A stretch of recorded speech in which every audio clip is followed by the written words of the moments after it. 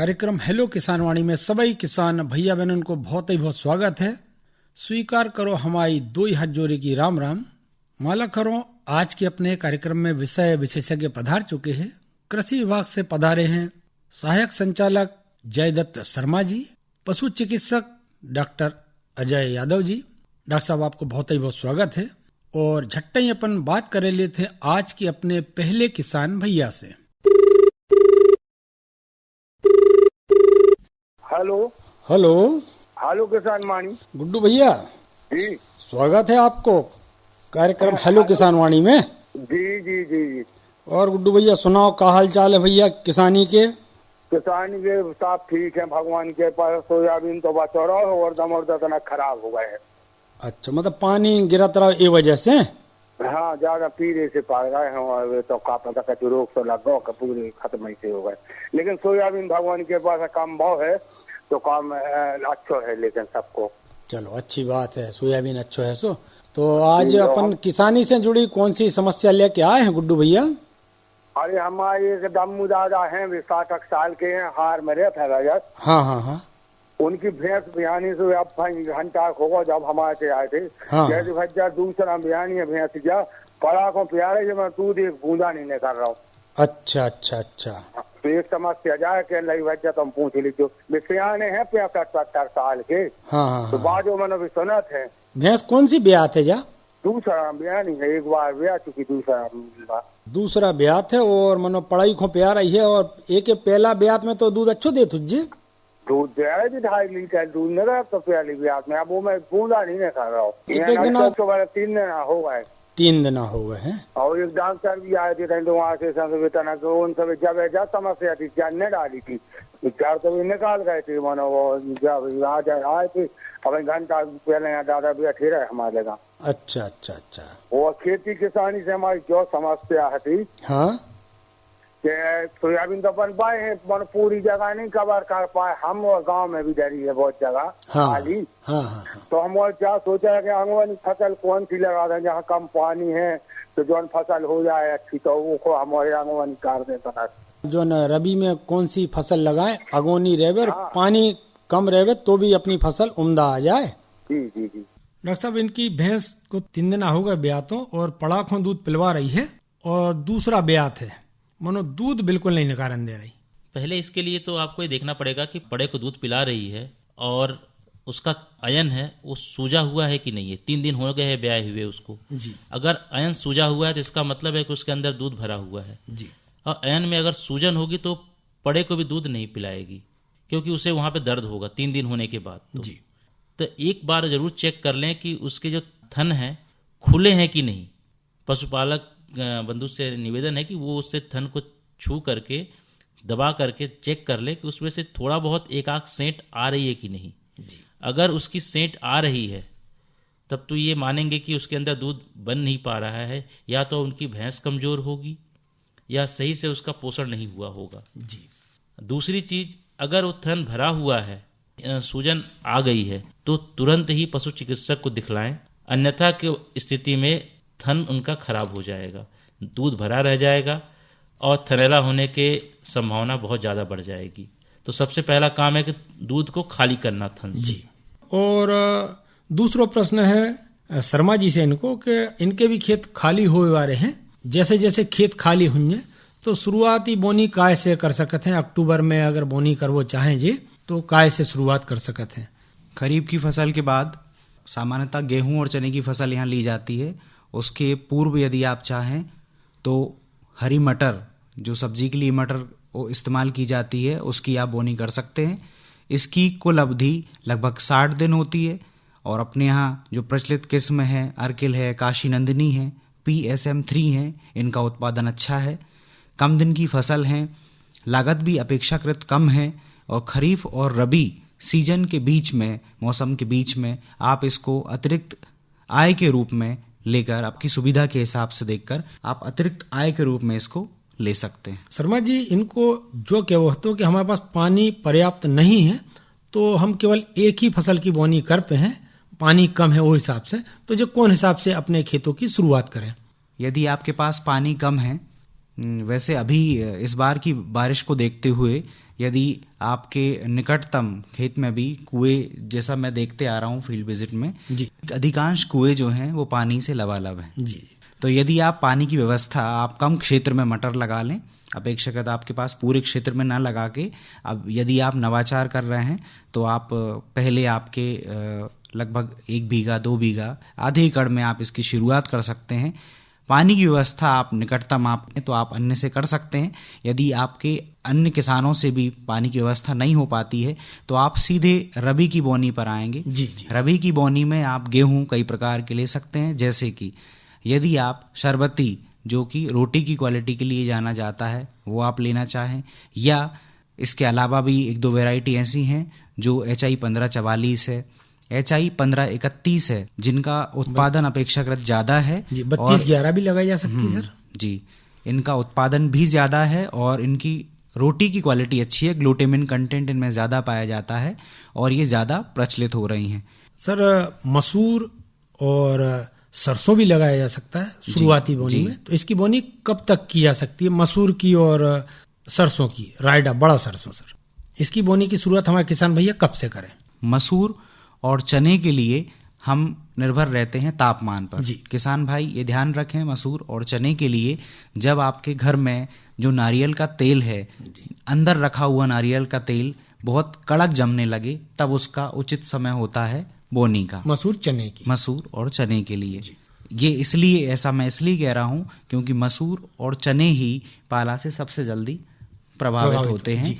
तो ये सिलसिला इनके बोने से ही शुरू हो जाता है। सरसों की जब हम यदि बात करते हैं, सरसों की पिछली बार एक किस्म हमारे यहाँ बोई गई 45S86 का जो उत्पादन रहा वो बहुत अच्छा रहा।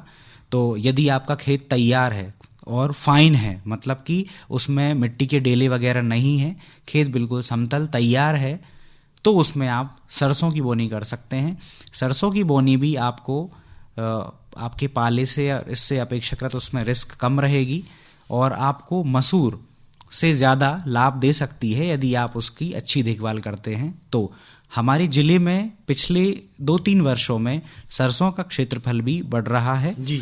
और सागर जिले के खुरई, बीना, मालथौन, मंडी बामोरा तरफ सरसों का क्षेत्र काफी बड़ा है। जी जी शर्मा जी, बिल्कुल गुड्डू भैया इन बातों को ध्यान रखियो और सरसों की जो किस्म बताई है उसे निश्चित लाभ मिले। आपने हमारे तक फोन लगाओ, एक लाने बहुत ही बहुत धन्यवाद। आपके लाने भी धन्यवाद, इतनी महत्वपूर्ण जानकारी के लाने आपको भी धन्यवाद। धन्यवाद भैया। हेलो। हाँ हेलो, नमस्ते सर।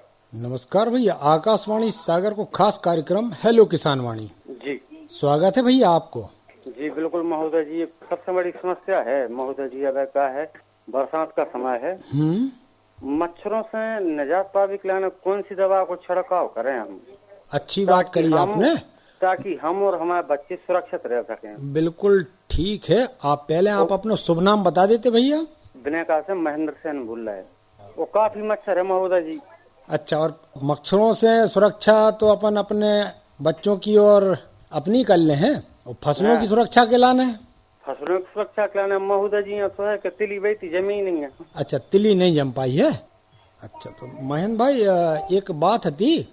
हाँ वो तो बोलो सर। कि हमारे देश से घरे बनाओ और मच्छर भगाओ अगरबत्ती बनावे को एक 5 मिनट की चर्चा ब्रह्मेश आकाशवाणी सागर से प्रसारित करी जाते हैं।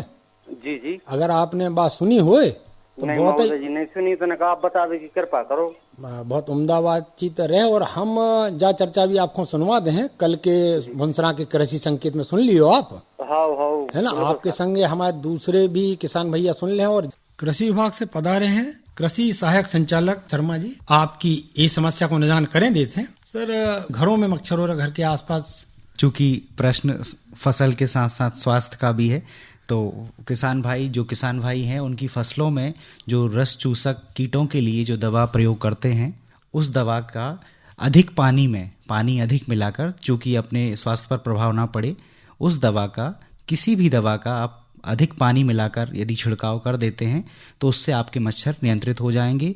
ये ध्यान रखें कि जब आप छिड़काव करें तो छिड़काव वाली स्थल पर गेहूं, चावल या आपके खाने पीने की वस्तुएं या आपकी सब्जियां या प्याज, लहसुन ये सब ना रखा हो, वो जगह खाली हो और उसको लगभग कुछ घंटे के लिए वो फ्यूमिगेंट जैसे कि जगह खाली छोड़ दी जाए सर, खाली छोड़ दी जाए, दरवाजे बंद कर दी जाए, तो जो मच्छर होगा उसमें लगभग 15-20 दिन के लिए फिर वो मच्छर, उसकी जो स्मेल होती है उससे आएगा नहीं। ठीक है महेंद्र भैया, आपकी ये समस्या को निदान होगा। धन्यवाद आपके लाने। ये बीच में हमारे एक और किसान भैया लाइन पे, अपन इनसे हम बात करने लेते हैं। हेलो सर, हम महेश राय बोल रहे हैं, सागर जिला राहतगढ़ से, बहादुरपुर से सर। बहादुरपुर से महेश राय ये बोल रहे हैं सर, अदरक लगो है सर। हाँ, तीरो पारा सर, 10-11 क्यारी लगी है सर, तीरो पारा बहुत ज्यादा। पानी तो नहीं भर रहा होते? नहीं सर, अच्छा सर, बहुत सब फुल है सर। उसकी सर बाउंड्री उठा रही सर, बिंदी उठा रही थी, गोड़ दिया था। अच्छा, गोड़ दो है और मेड़ अच्छी चढ़ा दी है। हाँ, घरों में पानी तो नहीं भरो? नहीं अब ही करो है सर, एक जनाब देखो सर, तो बिल्कुल पीड़ो पड़ेगा, सूखा ही गाँव में। जब सर को फोन लगे, जब मालूम पड़ा है। चलो महेश भैया, आपने तनक देरी कर दे, मैंने फिर भी आपने फोन लगाओ है। हमारे तो विशेषज्ञ हैं जयदत्त शर्मा जी, वे प्रयास करें कि आपको अदरक हरिया जाए। जी। मैं आपसे पूछना चाहूँगा, आपका जो अदरक लगा हुआ है वहाँ आप मिट्टी को खोद कर देखिएगा, लगभग 4 से 8 अंगुल नीचे आपको कोई सफ़ेद कलर का, जैसे आपकी जो इल्लियाँ होती हैं उससे थोड़ा सा बड़ा, यदि आपको, जिसको सफ़ेद मुंदरा बोलते हैं, यदि वो पाया जाए तो आप सबसे पहले उसको देखिए। यदि वो पाया जाता है, जिसको वाइट ग्रब हम कहते हैं, यदि वो पाया जाता है आपकी मिट्टी में, तो आप सबसे पहले तो ये कंफर्म करेंगे कि आपकी मिट्टी में वो वाइट ग्रब तो नहीं है, सफ़ेद मुंदरा जिसको कहा जाता है। यदि वो नहीं है, आप मिट्टी में देख लेते हैं। फिर दूसरा आप करेंगे कि क्या आपके उसमें पानी के भराव की कंडीशन तो नहीं है, दशा तो नहीं है, कि जल तो ज़्यादा नहीं है, निदाई गुड़ाई आप उसकी कर देंगे यदि बतर मिलती है तो। तीसरा, यदि आपकी ये दोनों समस्या नहीं है, जल भराव भी नहीं है और सफ़ेद मुंदरा वाइट ग्रब भी नहीं है, तब आप उसमें पोषक तत्व प्रबंधन यदि आपने अभी नहीं किया हो तो वो आप कर सकते हैं। लेकिन उसके लिए आपको मैं सलाह दूंगा कि आप उसका एक सैंपल, यदि आपके फील्ड में वाइट ग्रब नहीं होता है या जल भराव की कंडीशन नहीं होती है, तो उसका सैंपल आप नज़दीकी जो भी कृषि विज्ञान केंद्र हो या हॉर्टिकल्चर के जो RHEOs होते हैं, आप उनसे संपर्क करके एक बार सैंपल दिखाने के बाद ही दवा का प्रयोग करें, क्योंकि अदरक अपने भोज्य पदार्थों में डायरेक्ट शामिल किया जाता है, जड़ वाली फसल है।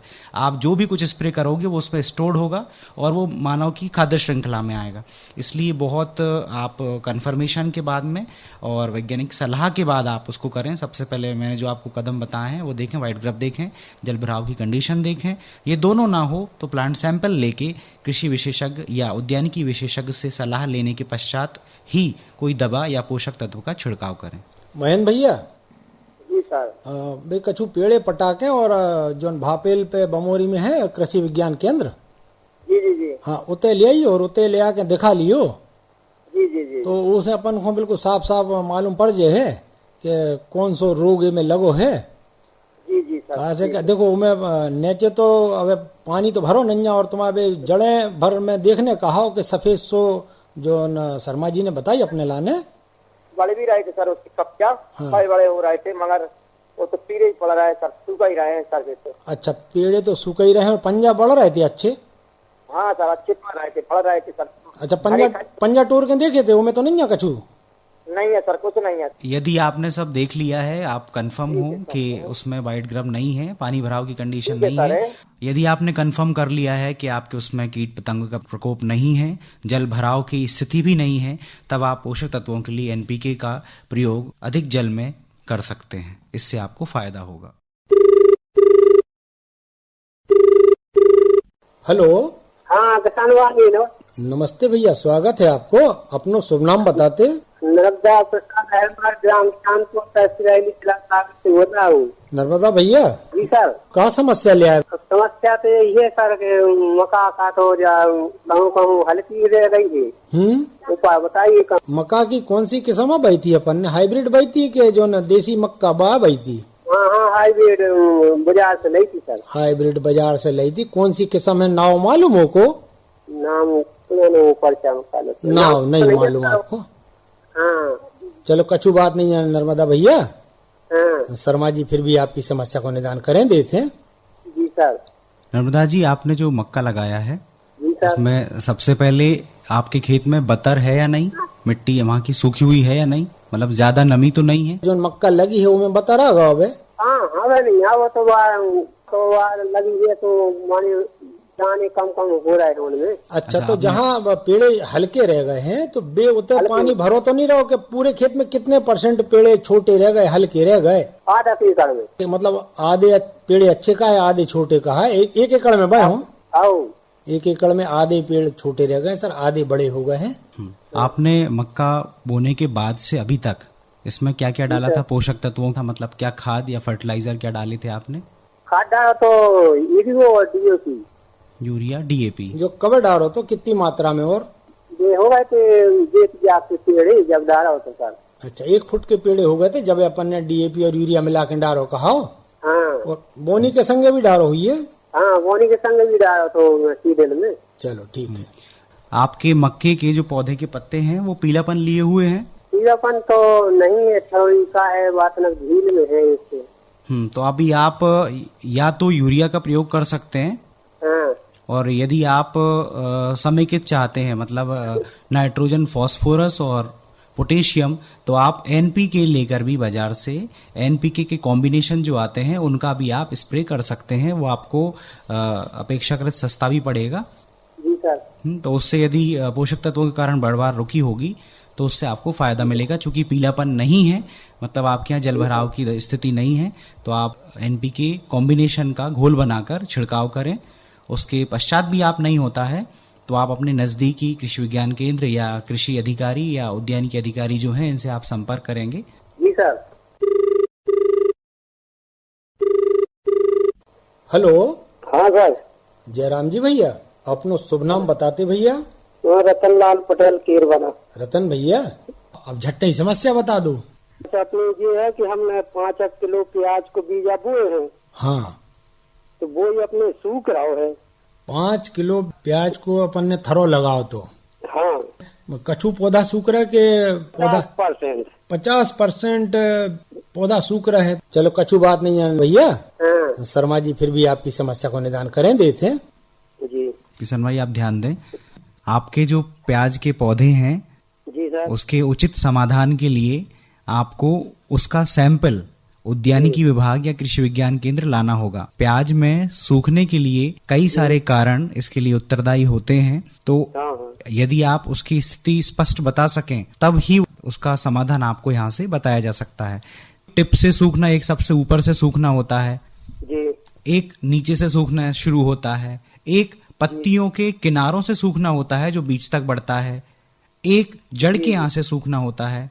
तो इन सभी सूखने के जो कॉजल ऑर्गेनिज्म होते हैं, कारण होते हैं, वो सब अलग अलग होते हैं और उसी के आधार पर ही इसकी दवा का हम चयन करते हैं। जी सर। तो आप सैंपल दिखाकर ही दवा का उपयोग करें। चूंकि अदरक, प्याज, लहसुन ये हमारे साथ प्रत्यक्ष खाद्य श्रृंखला में शामिल होते हैं, इसलिए इनमें कम से कम जो टॉक्सिन हो उसका अपन को इस्तेमाल करना चाहिए। इसलिए आप सैंपल दिखाकर ही, और केवल एक पौधे का सैंपल नहीं, कम से कम 3-4 पौधे जो एक जैसे आपको दिखें उनके सैंपल, जिनके लक्षण एक जैसे सूखने के लक्षण हो, उनके दिखाने के बाद ही आप छिड़काव करें। जैसे प्याज लगी है, टमाटर लगे हैं, धनिया पत्ती भी बोई है 10 किलो, तो इसमें सब में ऐसे ही सूख रहे हैं। सबई में सूख रहे हैं। तो कछु अपन ने कछु के पेड़े पटा के देखे, उनमें पेड़ों के जड़ों में क्या स्थिति है, और जैसे कि शर्मा जी ने अपन को बताई कि उनकी पत्तियां टोन सूख रही हैं कि बाजू से उनकी जो पत्ती हैं वे सूख रही, प्याज के पौध की। प्याज की पौध की तो ऐसे की पत्तियां सूख रही हैं। जैसे टमाटर है तो टमाटर भी ऊपर से नीचे को सूख रहे हैं। हाँ, ऊपर से नीचे को सूख रहे हैं, पीले भी पड़ रहे होंगे वे। हाँ, पीले पड़ जाते, पहले काले काले हो जाए। चूंकि इस बार ज्यादा बरसात हो रही है और जल भराव की स्थिति के कारण क्या स्थिति निर्मित होती है मैं आपको बताता हूँ। जैसे ही जल किसी भी फसल में ज्यादा भरता है, धान के अलावा या जो जलीय पौधे होते हैं, सबसे पहले उनकी जो वृद्धि होती है वो रुक जाती है। उनका जो क्लोरोफिल होता है, हरा भाग होता है, वो पीले भाग में बदलने लगता है। जब ये दशा 24 घंटे से ज्यादा बढ़ जाती है तो उड़द फसल जो होती है, इनसे भी अधिक मतलब मजबूत फसल होती है, 24 घंटे के बाद उसमें भी इसका प्रभाव दिखने लगता है।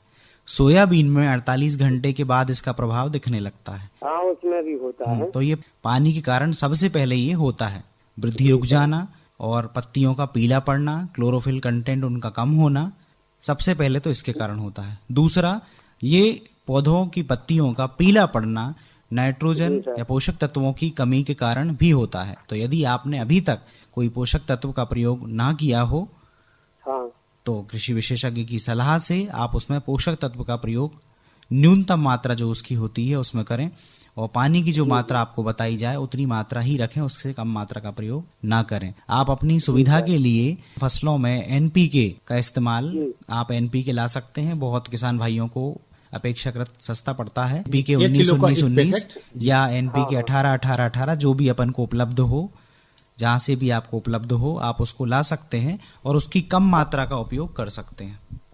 जी सर, वो तो हम रखे अभी 2 किलो आपने बताई तो डाल देंगे, कल ही लाए थे। हाँ। अच्छा। हाँ, तो आप तो जागरूक किसान कहा है रतन भैया। हाँ। चलो तो ठीक है रतन भैया, धन्यवाद आपके लाने, आपने हमारे पे फोन लगाओ। जी सर, बहुत बहुत धन्यवाद। हेलो, नमस्कार सर। नमस्कार भैया, स्वागत है आपको कार्यक्रम हेलो किसान वाणी में। जी सर। ये अपना शुभ नाम बताते भैया। सर सत्यपाल लोधी क्रिया से बात कर रहे हैं। बताओ सत्यपाल भैया, क्या समस्या ले आए? मेरी सर एक गाय है। हाँ सर, वो गर्मी पे नहीं आती है। गाय गर्मी पे नहीं आई है, कितने दिन हो गए हैं, कितनो समय होगा? सर 3 साल हो गए। 3 साल। उम्र कितनी हुई होगी? सर हो गए 15 साल की। 15 साल। कितने ब्यात हो गई? सर 4-5 दारे भी गई। 5 दारे भी गई हैं। ये डॉक्टर अजय यादव जी हैं, आपकी समस्या को निदान करें देते हैं। सत्यपाल जी, आपकी जो गाय है 3 साल हो गए, आपने बताया जैसा कि 3 साल पहले ब्याई थी, उसके बाद से गर्मी पे नहीं आई है, तो क्या आपने उसे पेट के कीड़ों की दवा दी है अभी तक? नहीं सर। पहला काम करिए कि अपने निकटतम चिकित्सालय में जाकर के वहां से निःशुल्क 5 रुपए की पर्ची कटती है, अब वहां से पेट के कीड़े की दवा ले आइए।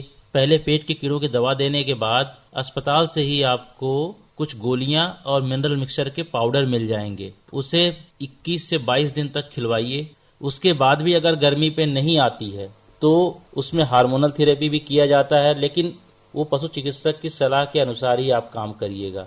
लेकिन जो पहला काम आपको करना है, पेट के कीड़ों की दवा और मिनरल मिक्सचर, ये लगातार उसके खाने में रखना है। और हरे चारे के रूप में आप अभी कुछ दे रहे हैं उसको कि नहीं? और हरा चारा तो अभी दे रहे हैं। अभी दे रहे हैं, लेकिन गर्मियों के मौसम में क्या होता है, नहीं दे पाते हैं। क्या होता है कि विटामिन ए की भी कमी हो जाती है। अब बता रहे हैं 15 साल की उम्र भी हो गई है, 4-5 ब्याध भी हो गई है, तो इसका भी ध्यान रखना पड़ेगा कि उसकी कोई पोषण की कमी न रहे उसके शरीर में। और एक बार पशु चिकित्सक के पास ले जा करके उसमें पर रेक्टल एग्जामिनेशन जरूर करवाइए, कहीं उसमें उसके बच्चेदानी में सिस्ट तो नहीं बन गया है। जी जी। क्या 3 साल की होने के बाद ये ऐसा हमेशा देखा जाता है कि उसमें सिस्ट बन जाता है, तो गर्मी पे भी नहीं आती है वो, और अगर गर्मी पे आए तो अंडाणु रिलीज नहीं होते हैं, तो एक बार चेक जरूर करवाइए। और कोई समस्या आपकी? जी सर, एक समस्या और है सर, अभी हमारे खेत तो 8 दिन में खाली हो जाएंगे सर। हाँ बिल्कुल ठीक। जी सर, तो हम क्या कर सकते हैं? 8 दिन में खेत खाली हो जाए, बतर भी आ जाए, और अपन का कर सकते हैं। बिल्कुल ठीक है, बताएं दे रहे हैं जयदत्त शर्मा जी आपकी समस्या को निदान। खरीफ की फसल की कटाई के उपरांत आप रबी की फसल लेने के पहले जो हरी मटर होती है उसको आप ले सकते हैं। जी। हरी मटर की किस्म जैसे कि अर्किल है, अपने क्षेत्र में ली जाती है और अच्छी भी है। लगभग हरी मटर की जो किस्में हैं 60 दिन में पककर तैयार हो जाती हैं। इनके पश्चात आप गेहूं की कम दिन वाली कोई प्रजाति भी बो सकते हैं। तो अभी यदि आपके यहाँ फेंसिंग हो या जानवरों से बचाव की स्थिति हो, आप उनको रक्षा कर सकते हो, जल की व्यवस्था तो अभी होगी ही आपके यहाँ, तो आप हरी मटर ले सकते हैं। 60 दिन की फसल है, ये आपको अतिरिक्त आय का एक साधन बनेगी।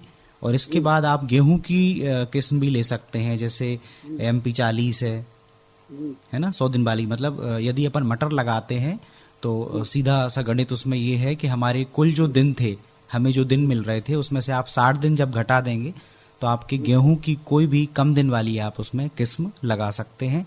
तो आपको हरी मटर से इसमें फायदा हो जाएगा। काशी नंदिनी है, PSM3 है, अर्किल है, ये सब कम दिन वाली किस्में हैं जो लगभग 60 दिन में आ जाती हैं।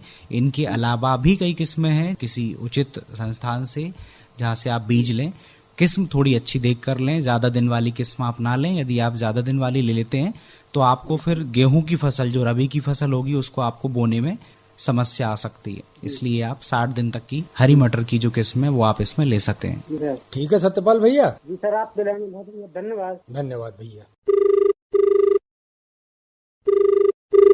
हेलो हेलो किसान वाणी। बिल्कुल सही भैया, कार्यक्रम को नाम आपने बताई दो, अपनो शुभ नाम और बता देते। सर लक्ष्मण सिंह बोल रहे थे सर, बेतराई से। लक्ष्मण भैया जी सर, बताओ का समस्या लिया अपन? पशुओं के बारे में कहीं सर। हाँ बिल्कुल, डॉक्टर अजय यादव जी हैं, आपकी समस्या को निदान बिल्कुल करें। बताओ झट्टे ही। राष्ट्रीय गोकुल मिशन क्या है? जो राष्ट्रीय गोकुल मिशन है, इसमें कृत्रिम गर्भाधान का कार्य किया जा रहा है। ठीक है, आपके क्षेत्र में सभी जो पंचायत हैं, कई जगह जो है कि गौ सेवक ट्रेंड है, कई जगह जो है कि आपके अस्पताल है, उनके माध्यम से आपके देसी पशुओं में उन्नत नस्ल के सांड का वीर्य डाला जाता है, जिससे जो है आपकी जो आने वाली पीढ़ी है, आपकी जो आने वाले जो पशुओं की नस्ल है वो सुधार हो और आपकी आमदनी बढ़ सके। एक तो ये हो गया, और आप इसका लाभ जो है कि आप निकटतम चिकित्सालय से ले सकते हैं। क्या है कि इसमें निःशुल्क AI किया जा रहा है। जी सर, कृत्रिम गर्भाधान निःशुल्क किया जा रहा है, निःशुल्क, बिना पैसे, बिना पैसे के। जी जी। स्ट्रॉ का कोई शुल्क नहीं लिया जाता जी। और इसी के साथ साथ अब जो है सेक्स सॉर्टेड सीमेंट, जिससे सिर्फ बछिया ही पैदा होगी, यह स्ट्रॉ भी अपने यहाँ पे उपलब्ध है। अगर आप उसका उपयोग करते हैं तो इसका शुल्क देना पड़ेगा आपकी। भैंस और गाय कब गर्मी प्यारी, ये बात को विशेष ध्यान रखने पर। हाँ, जो सेक्स सॉर्टेड सीमेंट आप यूज करते हैं तो इसमें जो है कि जब गर्मी पे आती हैं, इसमें पशु चिकित्सक से बात कर लें कि अभी पे गर्मी पे आई है, सही जो उसका गर्मी की जानकारी होना जरूरी है, अन्यथा आपका पैसा भी लगेगा और वो गर्भित भी नहीं होंगी।